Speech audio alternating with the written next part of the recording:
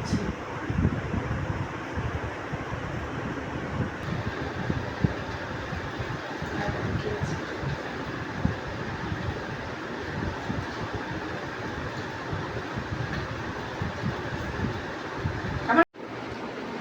হানসিকা, এটা কি চায়ের মতো?